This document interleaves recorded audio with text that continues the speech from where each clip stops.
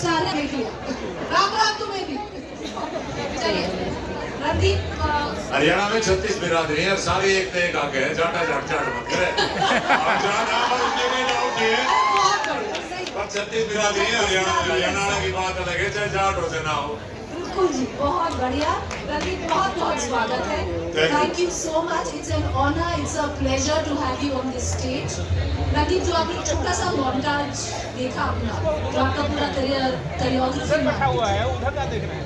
अभी वापस देखते हैं तो कैसे जज करें अपने आप? पहले तो ये लगता है कि यार ये मैंने किया कैसे, क्योंकि आदमी किसी तरह इन्वॉल्व होके आगे निकल जाता है और मैं पीछे मुड़ के अपना काम दोबारा नहीं देखता हूँ। कभी नहीं देखते? बहुत रेयरली, कभी घर पे ज्यादा बोर हो या कोई आ जाए फैमिली वाला, या आजकल बीवी बोल दे कि भाई वो वाला देख लेते हैं तो जबरदस्ती देख लेते हैं। अदरवाइज आपका एक बार काम हो गया, you have to keep moving on. The only way to new stuff, keep being excited about what you want to do, like in any other profession. Randeep, Savarkar जो आपकी लास्ट फिल्म रही, अभी आगे क्या एक्सपेक्ट कर सकते हैं हम आपसे? किस पे काम चल रहा है? सावरकर ने ऐसा पानी से निकाल दिया कि वो तो दिख रहा था, आगे पे दिख रहा था। आगे की सोचना मुश्किल हो गया था। बट नहीं, मेरे को सावरकर साहब से और कुछ भी करते करते मैं सिर्फ एक अभिनेता से निर्माता, निर्देशक, लेखक बन गया।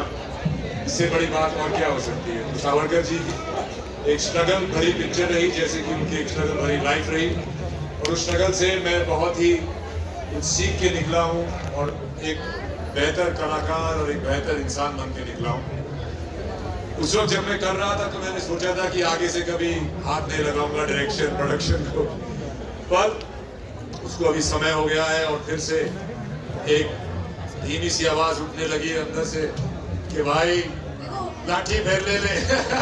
वही मैं बोल रही हूँ, जो हरियाणा से आते हैं आवाज धीमी नहीं होती। नहीं पता एक आती आवाज, but I am going to direct and write more. I'm already writing, but definitely I want to explore more of me as a storyteller.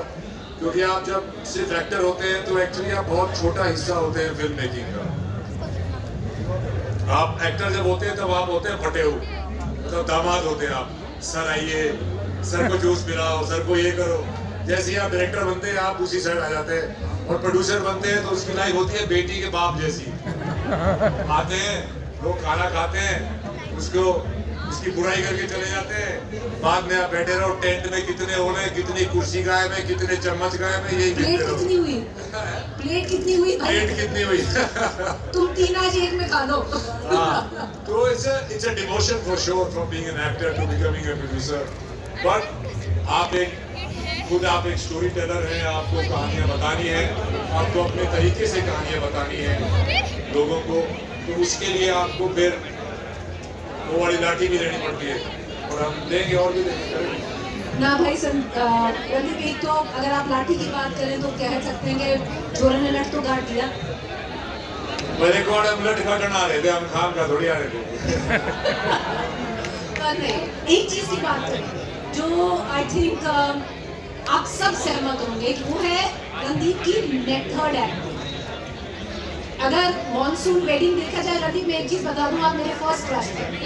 मैं कॉलेज में थी, पहला ना बताइए तो मैं। ये बता दी, ये तो बता दी।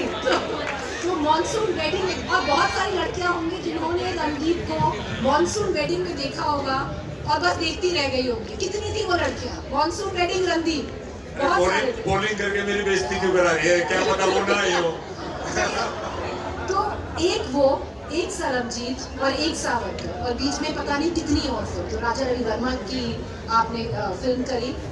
इतने अलग अलग किरदार, और हर एक किरदार बिल्कुल, अगर मेथड एक्टिंग की बात करें टू द टी, कैसे करते हैं? देखिए, एक तो मेथड एक्टिंग की ना बड़ी लोगों ने बेइज्जती सी कर रखी है। इसके बारे में ज्यादा वही लोग बात करते हैं जिनको एक तो उसके बारे में कोई आइडिया नहीं होता। दूसरा, मेथड एक्टिंग का मतलब कुछ नहीं होता है, वो अपने आप को उस कैरेक्टर में ज्यादा बिलीव, वो एक्चुअली आपके लिए हेल्प होती है, वो लोगों के लिए नहीं होती है। आप उस कैरेक्टर में ज्यादा बिलीव कैसे करेंगे, उसके लिए आप उस पर ध्यान देते हैं। आप अपनी कैसे आप दिखाता ही रहता है। Can I date or walk? हाँ, तो उसमें क्या है, मैं अपने आप से बोर हो जाता हूँ कि भैया रोज वही शक्ल शीशे में देखनी है, वही तुम एक्टिंग कराए, वही तुम लोगों से मिल रहे हो, वही तो बोरिंग हो जाती है लाइफ। तो मुझे लगता है कि अगर मेरे को मौका मिल रहा है और जिसके लिए लोग मुझे काम का पैसे भी दे रहे हैं, तो अपने आप को ढालो, अपने आप के पूरा टाइम बचा है आपके पास, आप एक दूसरा इंसान बनने की कोशिश कर सकते हैं। रहते तो आप खुद वही है जो आप हैं, और आप कुछ नई चीजें सीख सकते हैं, आप कुछ नए सोच अपनी बना सकते हैं, और एक नई एक्सेंट सीख सकते हैं, भाषा सीख सकते हैं। तो वो सब सीखने में मुझे मजा आता है, और मेरी हमेशा यही कोशिश रही है कि मैं दूसरों के साथ कभी कंपटीशन में आया नहीं था, क्योंकि जो मैं रोहतक से गया था वहाँ पे बम्बई, वहाँ पे हर एक इंडस्ट्री का हो, इंडस्ट्री का बच्चा हो या बाहर का बच्चा हो, सबका होता है इन एंड एज एक पिक्चर में आ जाए। जैसे आता था ना पहले in and as Amitabh Bachchan, right. तो मेरी पहली पिक्चर डी ही ऐसी हो गई कि वो करने के बाद मुझे लगा कि अब कहाँ जाऊँ, इतना तो सोचा ही नहीं था आगे। ये सोचा था कि भाई बॉम्बे जाएंगे, एक पिक्चर में हीरो बन के आएंगे, इन एंड एज। वो मेरी पिक्चर पहली थी डी, जो कि दाऊद इब्राहिम पे लूजली बेस्ड थी। वो होने के बाद मुझे पता चला कि यार अभी आगे क्या करेंगे। तब मैंने काफी सारे रोल मना किए जो कि सिमिलर गैंगस्टर टाइप रोल थे, कि मैं कुछ और करना चाहता हूँ। मुझे बहुत लोगों ने एडवाइस दी कि आप वैसा ही दिखो, वैसी ही एक्टिंग करो, वैसे ही कैरेक्टर्स करो, तो आपकी एक आइडेंटिटी बनती है, उस आइडेंटिटी से आप स्टार बनते हैं। तो बात मेरे को बहुत लोगों ने बोली, पर मैं उस पर अमल नहीं कर पाया अंदर से। शायद करता तो एक अलग करियर पाथ होता, पर मेरे को हमेशा लगता था कि आप अपने आप से हर रोज अगर थोड़ा थोड़ा बेहतर होते रहे तो आप बहुत आगे चले जाएंगे। तो मैं अपने आप को ही थोड़ा थोड़ा बेहतर करता रहा, और धीरे धीरे मेरी एक फिल्मोग्राफी बनती गई, एक पहचान बनती गई, मे बी लाइक अ बहरूपिया। जैसे आप रेडियो पे सुनते हैं ना, बहुत एक्टरों की मिमिक्री करते हैं ना लोग, हैं? काफी एक्टरों की मिमिक्री की जाती है रेडियो पे, एड्स पे, इस पे उस पे। आपको मेरी नहीं मिलेगी कभी, क्योंकि मेरा एक रोल दूसरे रोल से ज्यादा मिलता जुलता नहीं है। Exactly. और वही मेरी कोशिश रही थी। एक आइडेंटिटी होना भी एक बोझ है, और आइडेंटिटी ना होना भी एक बोझ है। मेरे कैरेक्टर्स, मेरी निजी जो मेरी पर्सनैलिटी है उससे जुदा रहते हैं, और इसीलिए शायद वो एक जगह बैठ नहीं पाते हैं। पर मैं चाहूंगा एक दिन ये सारा टॉक शो में मेरे सारे कैरेक्टर आगे बैठे और उनका इंटरव्यू लेना। एक वो मैं सवाल आपसे पूछूंगी थोड़ा लेट, पर मैं आपको एक चीज सुनाती हूँ, क्योंकि अगर मेथड एक्टिंग की बात कर रहे हैं, जो मुझे बहुत अनबिलीवेबल लगा, जो बहुत सारे आप लोग होंगे आपको भी बहुत अनबिलीवेबल लगेगा, यू फाइंड इट इम्प्रॉबेबल, क्योंकि रणदीप हुड्डा ने एक रोल के लिए 28 डेज में 18 किलो वेट लूज किया है। मुझे नहीं लगता, सरब जी बिल्कुल सही। और 18 किलो वेट लूज करना 28 दिन में, एक तो फिजिकली बहुत कहेंगे इम्प्रॉबेबल है, और अनसेफ भी कहेंगे। आपको एडवाइस अगेंस्ट ही किया होगा। मैं किसी को एडवाइस नहीं करूंगा यार, मेरे को इस बात के पैसे मिल रहे हैं, और ये मेरी रुचि है, ये मेरी जिंदगी है, ये मेरा काम है। वैसा इतना फास्ट वेट लॉस किसी को नहीं करना चाहिए। सावरकर जी की बायोपिक में तो मेरा 32 किलो वेट कम हुआ था। देखिए, अगर आप जेल में रह रहे हैं और आपको दिन की एक सूखी रोटी मिलती है, तो आप 6 पैक और बाइसेप्स वाले आदमी तो नहीं होंगे। तो अगर मैं ऐसा दिखता उसमें, तो एकदम से लोग देखते ही बोलते हैं अरे ये तो एक्टिंग कर रहा है, राइट। तो आपको पहली चीज, जैसा आप किरदार है, जैसा आप प्ले कर रहे हैं, 90% ऑफ द बैटल खुद के लिए और ऑडियंस के लिए, आप जैसा आपको दिखना चाहिए और जैसा आपको बोलना चाहिए, उस पर अगर आप सिर्फ कॉन्सेंट्रेट करें, तो आपकी 90% बैटल तो वहीं पे खत्म हो जाती है। रही बात 10% की, उसमें आपको बहुत हेल्प होती है। आपके पास डायरेक्टर होते हैं, एक स्टोरी होती है, कैरेक्टर होता है, डायलॉग्स होते हैं, सीन्स होते हैं, तो उससे वो पूरा हो जाती है। ये मैं जानबूझ के नहीं करता हूँ कि अरे मैं वेट लूज करके दिखाऊंगा। मेरे को तो जब रियलाइज होता है कि वेट लूज करना पड़ेगा, तो मैं डिप्रेशन में चला जाता हूँ यार। फिर से भूखा मरना पड़ेगा, फिर से वो करना पड़ेगा, तो मुझे कोई शौक नहीं। 18 किलो 28 दिन में कैसे किया आपने? भूखा मर गए। कुछ नहीं खाया, स्टार्वेशन। अरे खाओगे तो कैसे लूज हो। Complete starvation. देखिए उससे कल भी बोला नहीं कि मुझे बहुत बोला। मेरी मदर तो छोड़ के चली गई थी, वो रोज मेरे सामने पराठे बनाती थी किचन में। मैं कहा मम्मी मेरा टॉर्चर ऑलरेडी आपको दिख नहीं रहा है, और भी करना है। तो फिर मेरी मम्मी बोली कि भैया मैं तो तेरे को देख नहीं सकती। वो चली गई, बॉम्बे छोड़ के वापस आ गई यहाँ पे। तो सबको तकलीफ होती थी, पर मुझे पता है मैं क्या कर रहा हूँ और मैं मर नहीं रहा हूँ। पर उससे मुझे ये मिला कि अगर आप काली कोठरी में आपको 18 साल बंद करके रखा जाए, आपको खाने को ना दिया जाए, तो कहीं ना कहीं मैं उस कैदी की, उस किरदार की कहीं ना कहीं मैं उसको छू पाया कि शायद ऐसी फीलिंग आती होगी।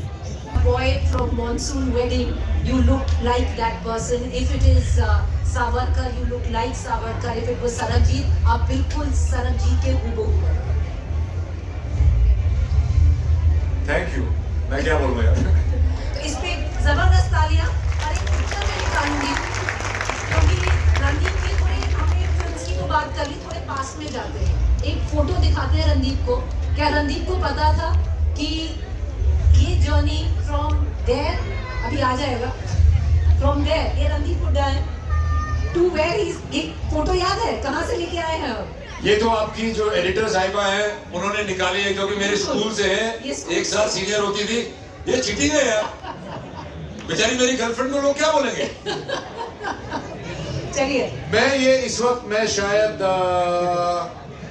ऑस्ट्रेलिया में पढ़ता था और मैं वापस छुट्टी के लिए आया था। ये पिक्चर शायद नैनीताल की है और मैं अपनी उस वक्त की गर्लफ्रेंड के साथ घूमने गया था नैनीताल। और मुझे उस वक्त ये पता था कि भाई पढ़ लिख के तो मैं कुछ बनने वाला हूं नहीं। तो कहीं ना कहीं मैं एक्चुअली स्कूल में बहुत नाटक वाटक करता था, तो कहीं में मेरे कीड़ा था कि एक दिन मैं एक्टर बनूंगा। वो मैंने सोच लिया था और मेरे को लगता था कि मैं बन सकता हूँ। क्या इस रणदीप को पता था कि इसको एक्टर बनना है? इस रणदीप को पता था इसको एक्टर बनना है, पर इसको ये नहीं पता था इसको वेट लॉस वॉस ये सब करना पड़ेगा। मेरे को तो लगा था जाके फोटो खिंचाएंगे, पार्टियों में जाएंगे, रेड कार्पेट पे घूमेंगे और खूब सारे फैंस बनेंगे, खूब सारे पैसे आएंगे और ऐश की जिंदगी जिएंगे। उसको ये गधा मजदूरी जो होने वाली थी ये नहीं पता था। पर रणदीप आप चलिए, आपने बोला शुरू से लगता था कि एक्टिंग करना चाहेंगे, आपको स्पोर्ट्स का शौक था। आप वो मुझे इसलिए था क्योंकि जब मैं ऑस्ट्रेलिया में था और मेरे ख्याल से इस वक्त तक मैं टैक्सी चलाना शुरू कर दिया था मैंने, तो मेरी टैक्सी में मेलबर्न में मैं नाइट शिफ्ट टैक्सी चलाता था, शाम को 5 बजे से सुबह 5 बजे तक। तो मेरी टैक्सी में बहुत तरह के लोग बैठते थे, सीईओ, स्पोर्ट्स स्टार्स। अपने मन से टैक्सी चलाते थे या पैसे की जरूरत थी? अरे पैसे की जरूरत थी यार, नहीं तो कौन बिस्तर से उठता है।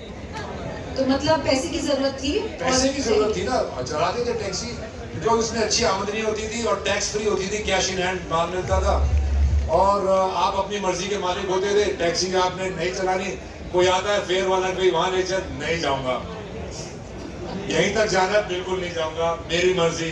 तो उस टाइप का थोड़ा कि टैक्सी बिजनेस में थोड़ा इंडिपेंडेंस रहता है, आपका कोई बॉस नहीं होता, 12 घंटे के लिए आप अकेले होते हैं। पर मैं काफी मेहनत करता था। तो टैक्सी चलाते वक्त मुझे बहुत सारे लोग मिले। उसमें एक का उदाहरण देता हूं आपको। उसमें एक शख्स थे जो एक HSBC बैंक में शायद काम करता था, वो बड़ा वाइस प्रेसिडेंट टाइप की जॉब में होता था। तो मैं उसको हर फ्राइडे 5:30 बजे उसकी बिल्डिंग के नीचे से पिकअप करता था और उसको मोस्ट फ्राइडे, हर फ्राइडे तो नहीं जा पाते थे, और उसको बॉम्बे मेलबर्न डॉक पे लेके जाता था, जहाँ पे वो एक बोट हायर करता था और उसके बाद वो 2 दिन सी में रह के आता था, वहां से फिशिंग करके आता था। और कई बार संडे मॉर्निंग